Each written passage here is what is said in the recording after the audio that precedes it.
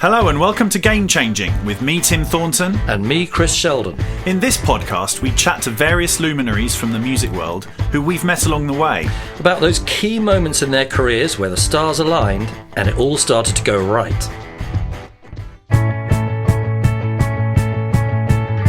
Good morning. I'm driving to Sunderland. Been driving now for about 3 hours and it's been raining every step of the way. I'm on my way to meet Field Music, which I'm very excited about. So the Brewis brothers, David and Peter, and they've carved a real niche for themselves as a sort of interesting, quirky purveyors of well-crafted pop songs with numerous influences.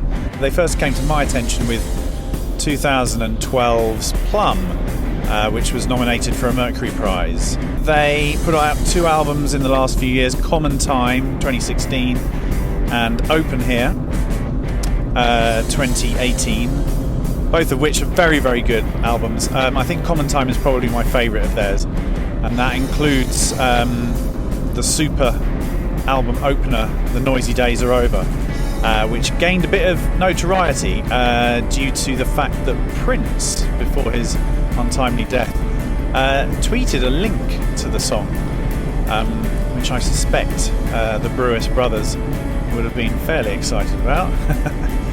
Anyway, so I'm going to be asking them about that and all sorts of other things, and we're just going to have a jolly good chat. By all accounts, they're very, very nice guys. Hopefully the rain will ease up and I will get to Sunderland in one piece, and I will speak to you afterwards. Enjoy the interview. Bye.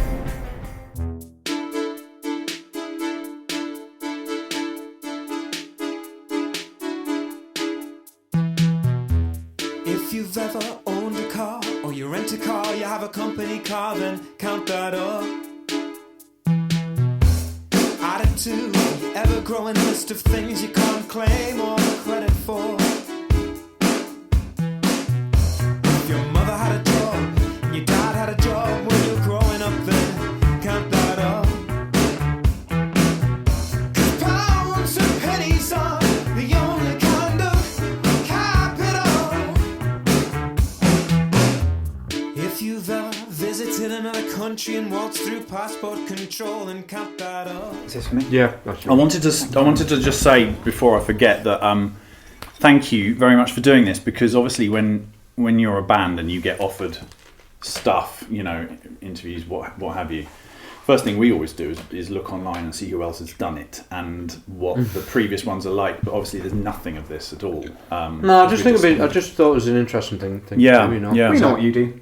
Right. So, yeah. I was going to say that I got 2 confessions to make as regards Field Music. One is that I've never seen you live. You're not missing much. We just talked about. Anyway, yeah, go on. The other one's slightly more controversial, which is that until 2 days ago I hadn't heard any albums prior to Plumb. Alright, that's good. Yeah? So Yeah. Plumb for me was the Yeah. you know, the rubber soul. Oh, come on. No, you know what I mean, in terms of timeline. I'll take that. So that'll go to the first thing on the list, actually, in a way, which is the how it started. It was a kind of band at the beginning, was it? No, well, I think I'm looking at it as like a 3-pronged thing, and I think about that now. I think you had your own thing, which was you were trying to make a record and thinking about how to do it live, which was called the Nutellas. Mostly thinking about how to avoid doing it live, but then But you did do it live, and you did it with at least once. I don't know how many lineups of the band you had, but you had quite a few, and there was at least once where it was me, you, and Andy. And Andy was playing. Andy was bass playing sort of in his bass, left hand. because he's a big Doors fan, so he did all the and we've played together, me, Dave, and Andy, since back when we were kids playing covers in right. pubs. And Andy was a total Doors head. Okay. So that was one of the things, was that you'd had that. I had a band which was Electronic Eye Machine. My idea was for it to be sort of like a Miles Davis bitches brew band, but for rock. Without any of the skills to do it. Well, any of the skills to do. All right, Yeah. fair enough. with not all of the skills to do No, it. Sorry. well, no, of course not. And then we also had this room where we were amassing things to be able to make records, Yeah. on our own, and it was a cooperative. The idea was a cooperative. It was me and you and the lads from the Future Heads, Oh yeah, of course. and so we all had this room together, and we all had grand ideas about how we were going to all collaborate together for the rest of our lives and make sort of art music, whatever. And those things just sort of came together, whereby we ended up almost with the same people in each band. I think there was a realisation for us that if we were actually going to get things done, we had to do it ourselves. And if we tried to do it together and really supported each other, we could try and be the Beatles. I think that was the other thing. I think we had a kind of like one of our many like Beatles renaissance. And if Paul and John could be in the same band, then me and you can be in the same band. And I think that's and I think that was one of the things we thought about, because we always had these little conceptual ideas. I'm going to do a band like that. I used to do little diagrams of like, the band that I was going to be in. Yeah. How it would be set up. But then I think we both came around to this idea of doing making a record as opposed to doing a band. And I'm also actually, there's another prong to this as well. It was when we spoke to Andy Moore about let's get together every week and just jam around these. You kept putting octatonic scales in front of us so and like, saying, sort of like, right, let's go. Sort of like early 20th century sort of compositional things. Where it's like, let's do... Because I was always trying, and I always am in a way, thinking about ways to embrace the silliness of rock and pop music. And the kind of the cliches. And also like get away from them as well. Because there's a lot constantly thinking about that. Well, you can kind of tell, because some of your references are quite humorous in a way, like some of the kind of things that suddenly happen. You may not think they are, but... Well, I'd like to have a sense of humour about them. I think we have a sense of humour. I mean, just an example is in The Noisy Days Are Over, where about 3/4 of the way through the song, the horns do this at the beginning of a line. And and as soon as I heard that, I was like, oh, yeah, of course, yeah. That's just like... funnily enough... I didn't arrange that. That was just... That was something that Pete Fraser, who's the saxophonist... And he played it and I was like, I don't know about this. Nah, just... Because all of the things that you put in... Well, I was going for Parade, Prince sort of Parade. And Pete Fraser, he heard it and was like, Steely we Dan. can make it sound like Steely Dan. Yeah. Because it's got that kind of... what's that song? My Old School. That sort of... I don't know it. Okay, yeah. I mean, I don't... No next to no Steely Dan. Actually, yeah, that was one of my questions for later. But yeah, it's funny. They are another band that sort of everyone seems to reference, but in fact, about 20% of it is really good. Yeah. The rest of it is just sort of... Oh God, I've got a best of that belongs to my mum. The best of is the best. Yeah. I mean, for good reason, you know. I enjoy it, but I mean, I don't think they were... but I think that's another thing with... When we started field music, it was meant to be just a record. And we thought, we're going to make a record. And I actually think this kind of maybe answers the second question. Yeah. What was the point at which you thought, you can do this, yeah. Yeah. It's when we've been flailing around doing all of these other things. Yeah. Trying to basically do record, and I suppose with the nature of the co-op, the idea is whoever's got the idea, everyone else in the co-op has to try and make their vision work. Okay, yeah. And then obviously it must have dawned on us to say, well, why don't we just do that within a thing together? Yeah. And make each track a thing to focus on. Yes. So is that in the respect of you both coming up with individual starts for the song? And then just helping each other. Yeah, say, well, what do you need me to do on this? Yeah, okay. Do you need me to play tambourine, or do you need me to just That's quite listen? white album-y, isn't it, I suppose? I think we realised early on that was the only way we were going to be able to do things. And it's not having the same role. It's like, I'm not the drummer, you're not the drummer, you're not the guitar player, you're not the singer, you're not the bass player. You know, it's like, it doesn't really matter who did what. That's good. That's really good.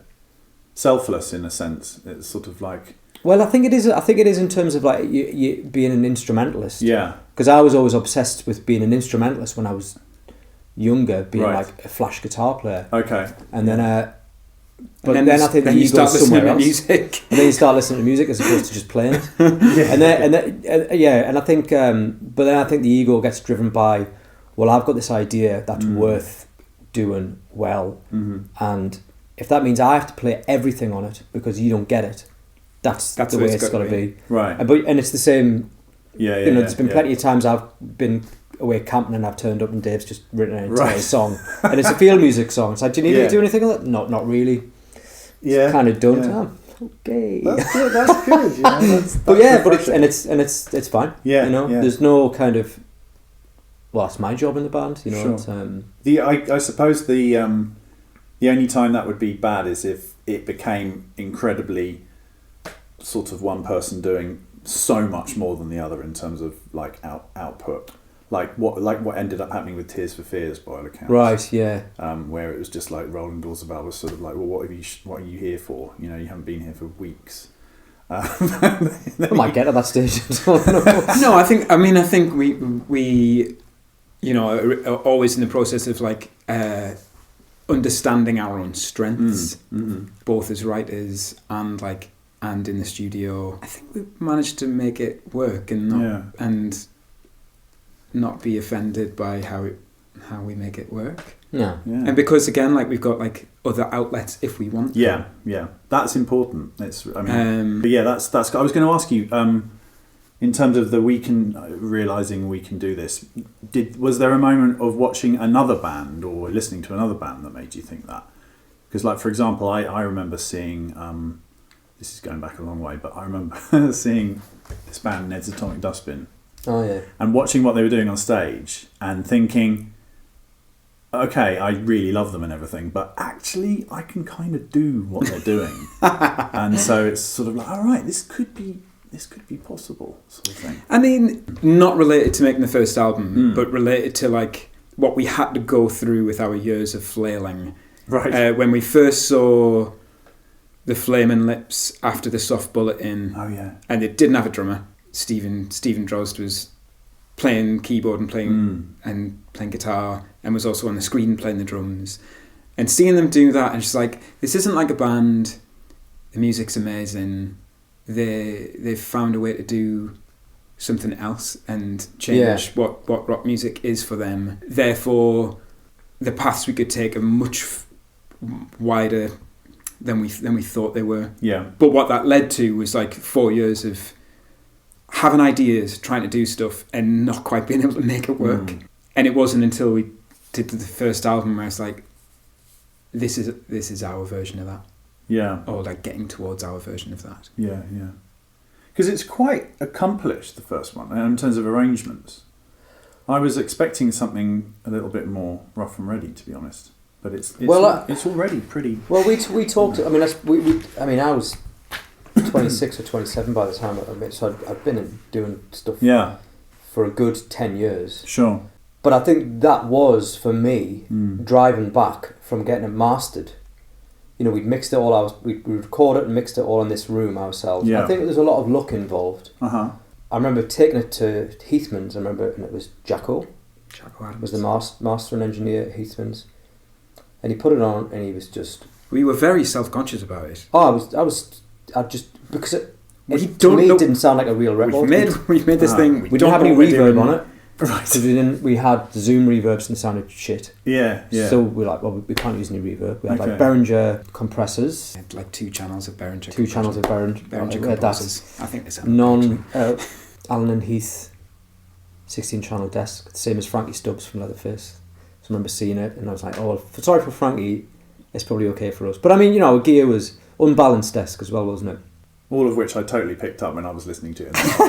Well, this is the thing. It's like I actually, and we had the microphones. We had 2 Rode NT1s, C1000, 57, Yeah, that's it. And probably. Oh, we not might have had a D. Leeds. We might have had a D112, but I'm We not sure did, whether we. we did.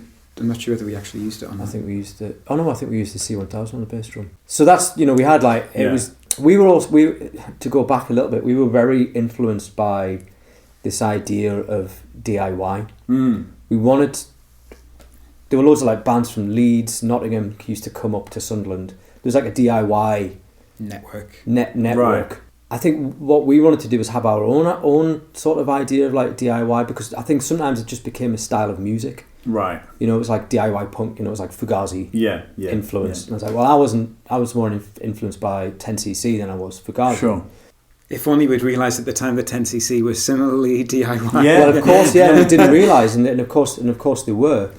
And that Stockport place there. Yeah. Strawberry Strawberry Sound. Studios? Yeah, Strawberry yeah, Studios. yeah. So we just wanted to It's almost like you be in want to. charge of our of something, like making a record. We'd been trying to get signed, doing our various other bands, Yeah. trying to make things happen, and it wasn't happening. No one was interested. So we thought, well, what we should do is make a record. We'll call it Field Music. Just a record. It'd be me, Dave and Andy. We'd done some experiments with arranging for strings. My A-level music stood me in very good stead there. And we're going to make this record. We're going to give it to a few people that we know from various labels. Only who the nice we've met. ones. Yeah, the people that we feel like we could maybe ring and say, well, you know, Yeah. what do you think? And we're going to say, look, we're going to put this out ourselves. You know, we talked to some of the DIY guys about like self-releasing, and we're thinking, okay, yeah, we could do this. We could put a budget together, and we could actually do this. Yeah, then we made this. We made a record. We gave it to the guys from Memphis Industries. They were the first people to get back to us. Yeah. And we're like, They yeah, were right. the only people. Yeah, they were the only people. So they were there from the start. That was it's Ollie, isn't it? Yeah, Matt and Ollie. And but I remember like getting the thing mastered, Yes. and the mastering engineer being like, "This is great. Right. Yeah. This is." Jacko was just like, you know, and the bass was over on one side. We mic'd the drums up, so sometimes I think the close drums are on one side. Yeah, we had the close drum mics on one side and the distance mic on the other side. On the other, it was. But he was just Yeah. like, oh yeah, don't Unlearned. change this. This is Really? great. No, don't change the way you do things. This is great. For his ears, it was like, He this must- is not like a. This He is not must like have a had to normal listen indie to a record. lot of like conventional sounding things. Yeah, and I Yeah, think yeah. for me, it was, we've done something and we didn't know what we were doing. Yeah. Therefore, it's been accidentally unconventional. Yeah. You know, we were really influenced by, you know, the stereo mixes of the Beatles stuff, where it's sure. like, yeah, George Martin would have hated it, but Yeah. we drove my dad's Mondeo back from the mastering. We borrowed the car and listened to it on the way back, and we were just like, oh yeah, we've made like a proper record. And it Wow. was really, really exciting. And I thought, right, we can do it. Yeah. I really vividly remember stopping at Northampton services. But that might have been after Turn to Town. Yeah, I can't quite remember. So Memphis liked it immediately, or did they require some convincing? They liked it enough to go with what we were saying. I mean, I sent them a letter saying, we're really okay like putting this out ourselves. We're going to do it. So if you're interested, that would be great. But can you please let me know by like August the 23rd? Because all of our experiences with the music industry that so far had been like people stringing you along. Yeah. And we were just like, we're not going to do that. But actually, we were lucky because Memphis are not bullshitters in any way. They don't have... They almost to the point of not being very enthusiastic. Right. They're rubbish at blowing smoke up anyone's arse, Okay. I think, or they are with us. Okay. I want to be a fly on the wall when they talk to their other bands. Yeah. You're very enthusiastic about them. You're just stuck with us. But they were like, yeah, we'll put it out. They licensed it from us, and like gave us like, I don't know, a couple of grand or something, and it kind of helped us.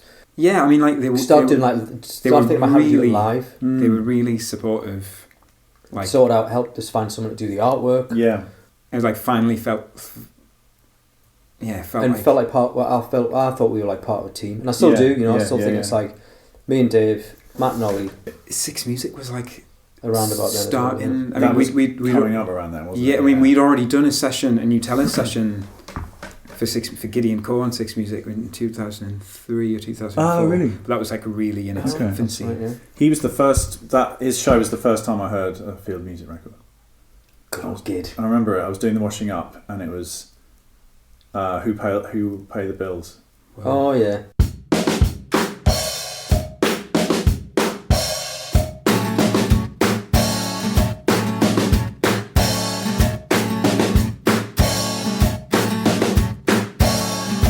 If it's easier to run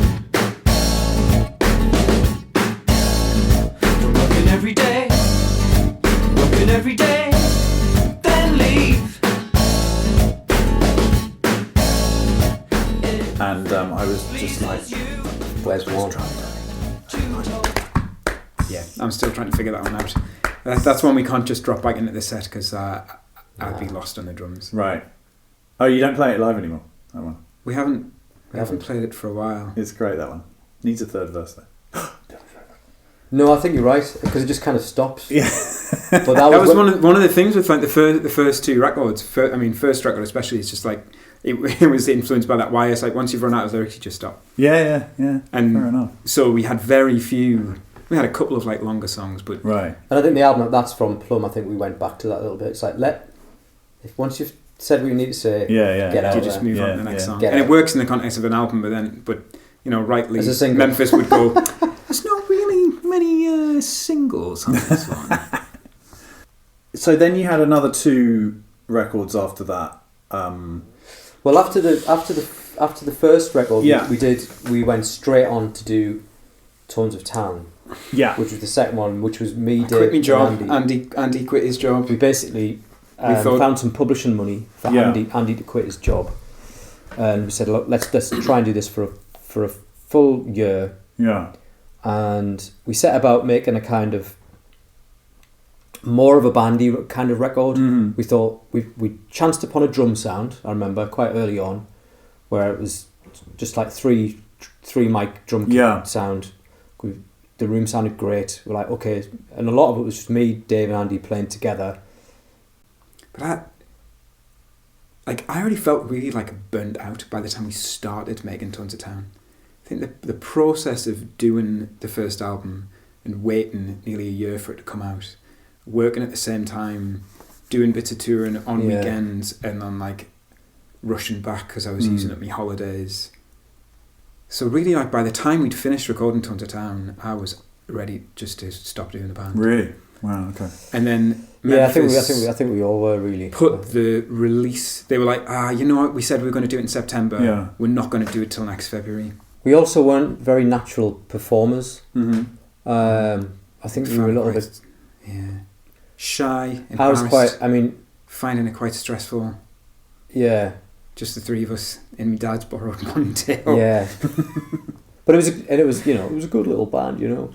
But as a three piece, yeah, it was we were almost too tight to the point where we may as well have not been there. Right.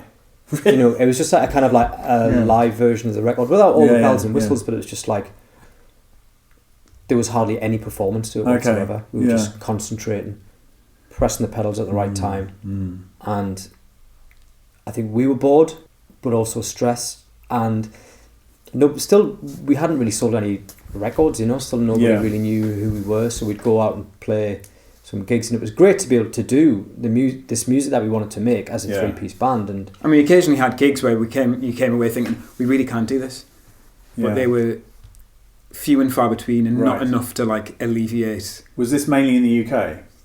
it was nearly all in the UK. I remember doing. Well, actually, no. We went to America a few times. We went to America like 3 times in that. And that was tough. That was even more kind of stressful. tough. Bits in Europe. I suppose me, I don't know about you, but I think I'm sure Andy would be the same. I think we gave a lot of time and energy to it, and we felt we weren't getting much back, and we were running out of money. So when did that change? How did that change? Did that change with the next record? Or did that change with Plumb? I think it changed in the interim, really. Right. It changed when we weren't there. I think it changed when we weren't there, and we added an album called The Week That Was, which was a kind of like Peter Gabriel there, and Japan and Kate Bush's Fairlight Right. celebration album. Okay. You did your first School of Language record, and we just thought, in a way, Field Music should be a production company, and it should be just there to do the things that we like, not to try and have a career. Right. I went to back to university. What did you do? Lived from hand to mouth in Sunderland, where it's very cheap to live, or it certainly was then. Yeah. One of the other things we didn't say about like the aftermath of the first two records is that we had benefited from being like coming out at the same time as lots of these like new guitar bands who were influenced by post-punk. Yeah. We had direct connections with the Future to Maximum Park, who were doing really well, but there were lots of other bands as well at the same time, especially like in the festival environment, which is where you get That's people when- to like you in a way. Yeah. Get people to like Yeah. a new band was via a Yes. festival. Like It's a guitar also band. it's also a bit of a kind of litmus test, isn't it, for how well you're doing. Yeah. Like if Yeah, you- so if you- so for us it was very much like Oh. you guys are rubbish, Right. and you just we found ourselves getting measured like where your reference point is, I don't know, Kaiser Chiefs or Block Party, Uh-huh. and it's if you measure us on that scale, Yeah. we are a terrible band. Right. If your idea of what's good is anthemic choruses and like, you know, like the real like the sucker punch and the like raised eyebrow tales of suburban laddishness, Yes. we are a terrible band. Of course, I mean, we were a guitar band that came out around about that time, and I think, and we had to we thought this is what we need to compete against for people's attention. Then we're always going to fail, so let's just not. Right. Let's just say, well, we're not do all sorts involved. of kind of We're not involved in this. We're not. Field Music aren't a band. Right. We're never really a band anyway. We're meant to be just some guys making an album. Because in this way, you've probably been compared. Have you been compared to Soulwax before?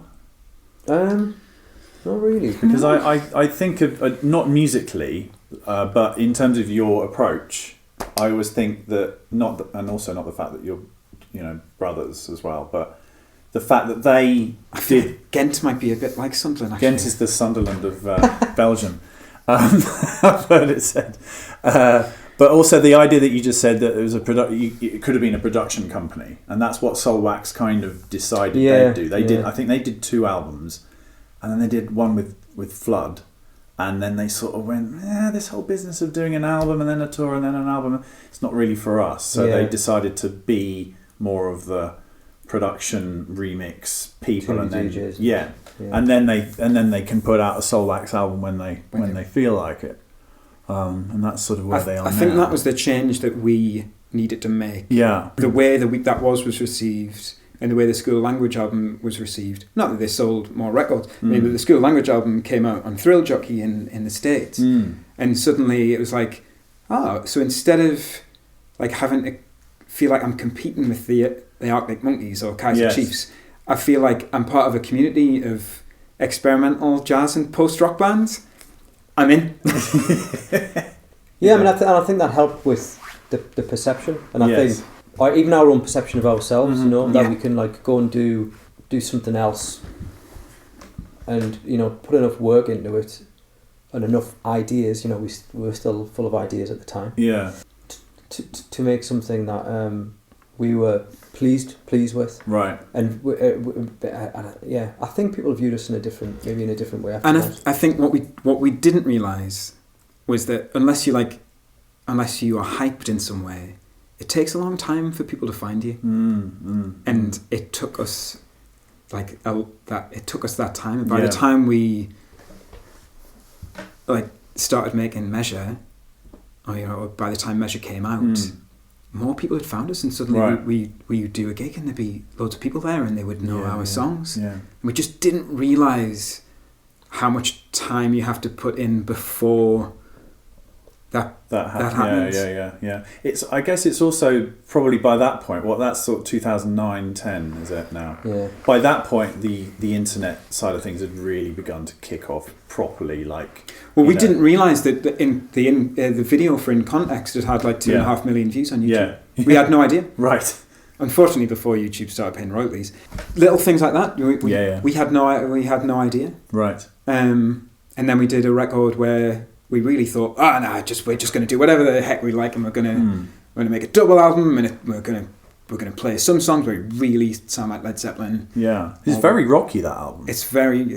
About at least the half album. of it is just sort of like they're rocking it. We're not embarrassed anymore. We're not embarrassed. I've grown up like in pub rock, basically. Yeah, right. So I think 50% sort of rock, and I can even hear. I don't know how you feel about 5% music concrete. 5% music concrete, because that was the thing I was kind of one of the things I was into. Just kind of field recordings and the manipulation of them, and but I want to get that in there, and I want to Robert Wyatt in there, and I'm going to admit my long-standing fondness for the Black Crowes in this record. Yeah.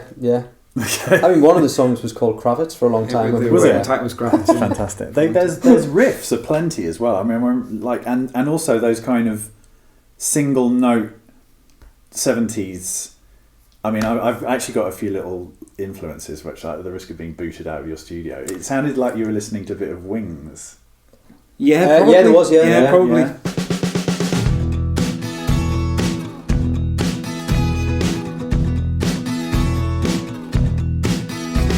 Well, once we were concerned, then we grew up to be bored. What once was Ember Rule, sure enough turned into Jones. We tried to stand for nothing, now there's nothing to stand for. What started as a game became a chore before too long. I don't mean to sound tight, but I see it's hard to fake. So rather this than talk, get your keys and get to work, 'cause them that do nothing make no mistake.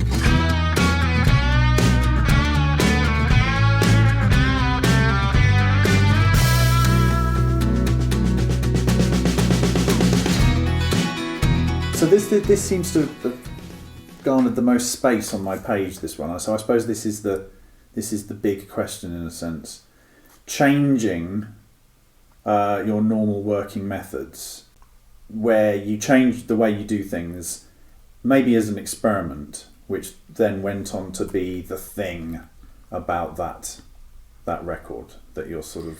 The thing is, I feel like we've done that a little bit every time. Every time, yeah. You know, Tones of Town was let's embrace playing live. Let's make it sound like we are playing. Yeah. Even if that means, I've left a mistake in, and you just cringe through it.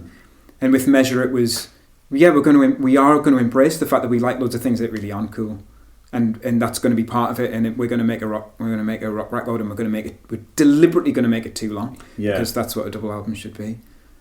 And then with Plumb, it's like, right, well, we are deliberately going to say, if a piece of music doesn't need to be 3.5 minutes, stop trying to make it 3.5 minutes and let it be like 52 seconds. If it's a good piece of music, it doesn't need to be any particular noise.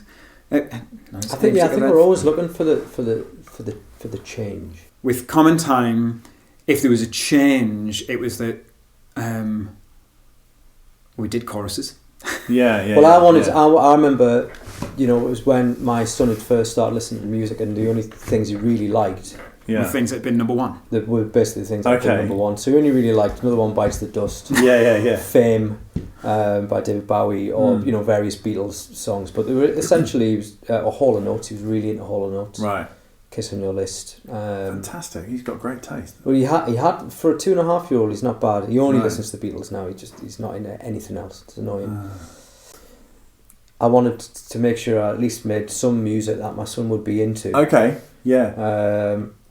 Because I got into it as well. I was like listening to all of these things rather than rediscovering Hall & Oates was such a joy. It was a joy. It was a total joy to get back into Hall & Oates. Yeah. And we even ended up buying, you know, one of the famous electric pianos that they used to use, the Yamaha CP 30 and 20, which is kind of, you know, one of the things that they used in the early 80s. Yeah, yeah. And then we just kind of embraced that kind of like sparkly sound. We mixed it very, Too bright. very bright. Mm. We did a lot of backing vocals together. Yeah, that's Yeah, We the- did like the every. backing vocals and percussion were We were really, we were really thinking, fun right, on we're that gonna record. do backing vocals like Hall of Notes. Mhm. Partly thinking like, what can we do that other bands don't do? Like, what do we do that other people don't do on records these days? And actually, like, really prominent backing vocals is a thing that we That's the thing we spent most of the really time on. I neat. think the backing vocals. also possibly had the most fun Oh doing. yeah, it was funny. Set the yeah. mic either side of the mic. We just stood balancing together it, either side of the mic, didn't we? balancing Yeah, it yeah. Took all the by bass off. Yeah. Double tracked it. Boom. really dry backing vocals. Really like effects on the lead vocal, but really super dry, super loud backing vocals. Yeah. Yeah, I mean, on the Noisy Days Are Over, that's like that whole bit with I hope that you can keep it up. That's just, you know, you can. I've never seen it live, but I can tell that would be good to sort of play live. That bit, you know. Quite difficult to do that vocal and Is live it? drumming. Yeah. So you have- You're drumming on it. I drum, Yeah, well, right. I drum on it live. I don't Yeah, drum it yeah, in yeah. on the record. that's the other thing. I think mainly we drum on our own songs on the Yeah. record. Really? And then Yeah, have because to we're learn very particular. Yeah. That's why we don't have another actual drummer in Right. the band. Because Oh, it'd be just awful for the poor guy. well, it was, wasn't it? Because we had Damo, who I play with quite a lot anyway. He's And a we wonderful just- I just drummer, felt much like we better picked than on him us, all the time. and yet we were just bullying him. It's Yeah. just, Right. And he is like, by far a better drummer than Okay, Dave will but ever you have be. such a specific sort of idea of what you want on it. I mean, I think both of us have actually like at times had to embrace the Prince way of doing drums, where you all, like you put the lyrics in front of you on the drum kit Yeah. and play through it, and you're basically like trying to play to the lyrics. Yeah. It's much easier when the other one of us is there to like do a guide at the guitar. same time. Okay. Yeah. The noisy days are over, and here we are instead. Why don't you take the bus like everybody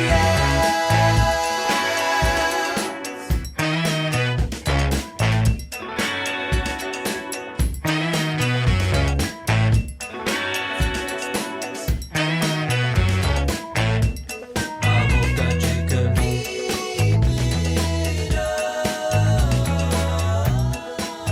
Do you think that a game changer can have a negative impact as well? Like in terms of, I was thinking for you, your Mercury nomination. Was Oh, that completely positive? It had next to no effect. Really, really interesting. Well, I don't know. I mean, I don't think we that was we Plumb, can't wasn't it? tell. Was that Yeah, right? Yeah. but it didn't seem like we sold more records. I think Okay. maybe more people heard I should of us think so. through it. That's when you became sort of on the Six Music radar at least. That's when you became Yeah. the sort of Six Oh, yeah, Music well- darling kind of thing. Well, in that case, I don't know whether I mean, like we had a song that was like on the A-listed Six Music off Plumb. What was that? I keep thinking about I it. keep thinking about you saying. Oh yeah. And then, like, from that point on, we've always had like at least one song on an album which is like, it's been a good like Six Music song. So do you So feel the like Mercury Prize nomination, like, I think it helps with that. I mean, one thing it does help with is that we've done a few commissions here, there, and everywhere. Yeah. Being a Mercury Prize nominee means that like the arts scene, the funded arts scene, Yeah. know who you are That's good. Yeah. enough to say, we need somebody to soundtrack this film. Field music. We know field music, and that's So a in nice that respect, situation to be in. I feel like we didn't really take it very seriously. Okay. Did you have any thoughts about winning it, or did you just think? No, not until like 5 seconds before they announced it. And you realise that loads of people in Sunderland like spend too much time in ooh. betting shops. And Right, you're actually right, like right. a little bit too high up the odds. Yeah. So in that respect, I don't think Yeah. it had I don't think it had a massive negative connotations, and I think because we didn't play the game with the Mercury Prize too much. You know, for instance, we didn't have a place at any of the tables. Okay. We thought, Once we found out how much the tickets were, we thought, well, for the price of one ticket at Yeah. a table we could hold a party with free booze and drink for all of our friends in a pub around the corner, which is what we did. Oh, really? Fantastic. And that's not to belittle the prize in any way and what it's trying to do. But that's not how we do But things. it's like we can't afford to do that. Mm. I like the young father's story about them like getting up the morning after they won and jumping in a van and driving to Berlin to record their next album. I think there's something quite nice about that. Record you're most proud of. If it all ended tomorrow in like 10 years time, would there be a one that you would sort of save from a burning building? For whatever reason, it could be just the experience. Just the last one. The last one we made Open Here. It was a hard one to Was make. it? Yeah. It was a hard one to do anything new with. It was a hard one personally. Yeah. And I think it's our best one. Okay. Yeah. It's very. The lyrics are particularly. That seems like the album where the lyrics changed. Yeah, maybe I think so. I mean, I don't know about you, but for me personally, it was. Yeah. I had to start thinking a little bit less tongue in cheek and Sure. maybe, but I still want to be A little bit less abstract as well, Yeah. like doing things which genuinely evoke what is going on in your brain. Like where you feel a bit more certain this can evoke something in someone else's brain, whereas in the past I think like quite often we've done lyrics which are quite abstract and which make sense to us, but you'd have to do some serious like detective work for a listener to know what's going on. Yeah, also I think it's experience, yeah. songs of experience. But it has that sort of slightly, I don't want to say political, but you can tell when it was made. Like not everyone. This is the liberal problem when people say everyone was thinking such and such. Of course they weren't, but as we well know, right? Yeah. But yeah, the idea of Open Here and the idea of the first song, all the things on that, all the things that you list on the first song, and hearing that on Six Music 5 times a day was quite nice in a way, because it was just like, it was like, okay, yeah, someone is thinking the same thing that I'm thinking. That's nice to hear that, and it wasn't at all metaphorical, that one. We didn't feel that way anyway. I mean, I don't think we're very good at metaphors anyway.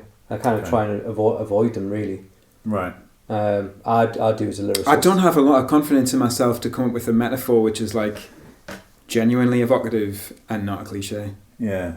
So people can do it, I just Yeah. I don't think that's like, that's not not your our skill. it's not No. it's not for me.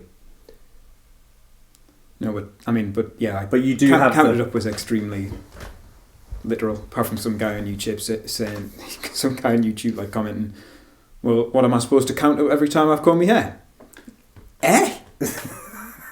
I feel like you haven't really got this.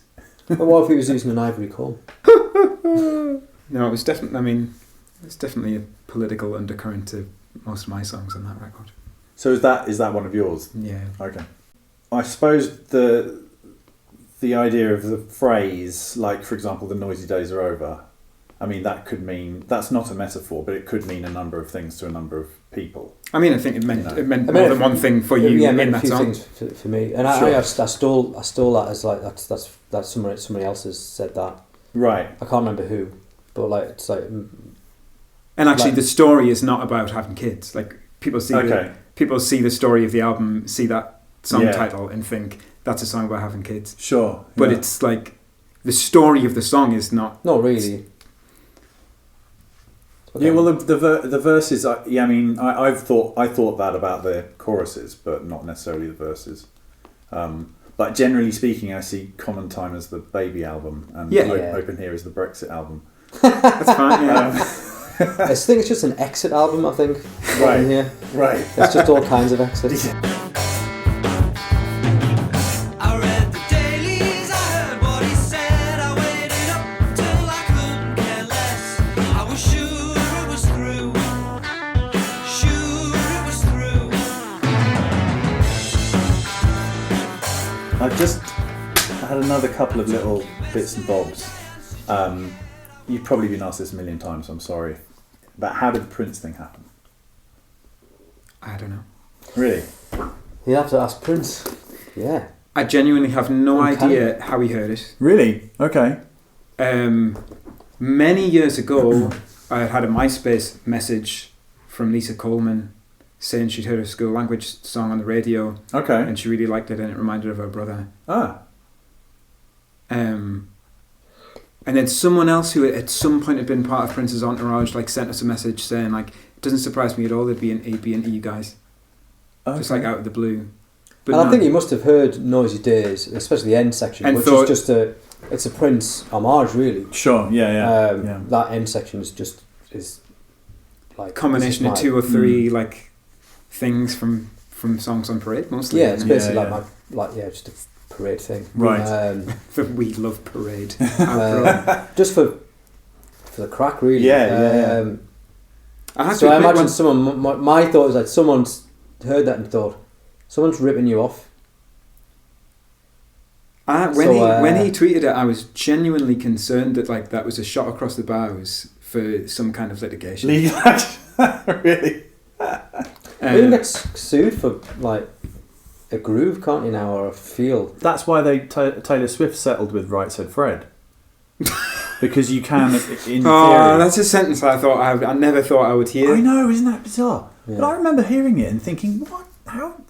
I mean, but apparently that's a thing now. You can get sued for a rhythm. Last thing I wanted to say is, interestingly, just the point that I've noticed when you're looking around the web for stuff about field music. This phrase that keeps getting repeated is that they're very well respected and they're critically acclaimed, but they don't sell many records. And it's like I've seen that about 6-7 times. So I don't. But know I just whether don't it's- think it's. I think about this every now and again. And I think it's just the music that we makes just not for very No. many people. It's not for very many people. Right. It's, and you can feel that sometimes when you're at a festival. Uh-huh. And loads of people who genuinely love music go to festivals. Yeah. And we only work at certain festivals. Yeah. There aren't very many bits you can put your hands together to. We even try and do it sometimes for fun. For fun, yeah. But we're still never going to be very popular. Mm. Never. Less probably. It'll tail off. Because I was wondering whether you've ever had... I've decided to call this the Level 42 conversation, which is that... I don't Get Wally Barrow in and... well, yeah, do you know what they did? That for running the family? Or Well, I World think it Machine? was, just before that or something. They had this kind of meeting where they said, okay, lads, we have a good touring career. We sell a few records, but we really need to start having a few hit singles. So let's deliberately have a few hit singles. And they did. And some bands have done it and it works, and some bands have done it and it's a dismal failure. I love Level 42. I Right. genuinely love Level 42. Me too. They're the first band I ever saw.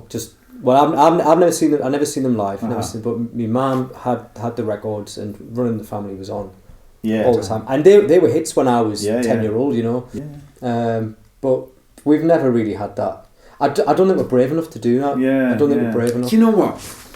The songs that are hits now, especially the songs by like indie bands that are hits, sound fucking dreadful. I don't want to do it. I hate the sound of those records. Yeah. I do not want to make music like that. And if that means we never have like a genuine... Well, we could have a Level 42 conversation. Say, what about we make a record a bit like Level 42? We could definitely make a record that sounds a bit like Level yeah, 42, yeah. but we're not going to get a hit single out of arguably, that. the middle of I'm Glad sounds a bit like Level 42. I even that's we could nice. maybe even get Not- Mark King to come and play on it, but it still think wouldn't mean people- we'd have a hit single. No, sure. Because I was trying to work out what it would sound like if you did. Like, there's those bands that I think Elbow, to a degree, did this on Seldom Seen Kid. And you kind of think, yeah, they're definitely... It wasn't that sort of obvious, I don't think, but it was a little bit kind of like, right, let's definitely... I wonder if have a it's few something to do with radio like having someone to do a production job, Yeah. and I don't know how that would work. No. And I don't know whether I think I think the sound of what we do is too far away from the sound of like contemporary guitar music. Sure. I don't like very much contemporary guitar. I much prefer pop music that doesn't have guitars in. Yeah. Really. Yeah. But in a way, I think that's probably one of your strengths, because you've got this thing where the graph is gradually going up. If you think about those bands that go vroom, and then the only way to go is down. Yeah. I just still think we've got some things to do. Yeah. Do you know what I mean? I still think. I mean, don't get me wrong. This is not in any way a sort of. It's interesting. But it's interesting what to think now about for it. you guys? No, well, it's more. Once you turn the tape recorder off, I'll tell you what's next for me. Right.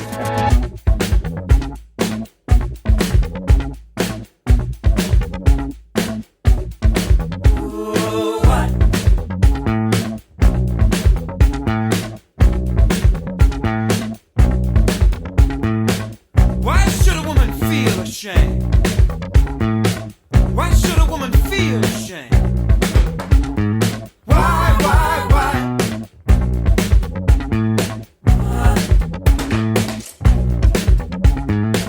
Why should a woman feel ashamed? Field music there. How nice it was to speak to them. I'd like to thank them for having me at their wonderful studio in Sunderland, which was a ex-council building that they've got the whole ground floor of. Amazing place. I'd like to thank them also for providing me with a superb local pastry for my lunch. Anyway, so that was lots of fun. We hope you enjoyed that. We put a Spotify playlist of some of their best songs on the page. And also, I'd like to point out that since this interview was recorded, they have announced that they're going to be releasing a new album in February of next year called Making a New World. They said that they've recorded an album by accident. So yeah, looking forward to that. I hope you enjoyed the podcast. See you next time, and don't forget to subscribe. Bye.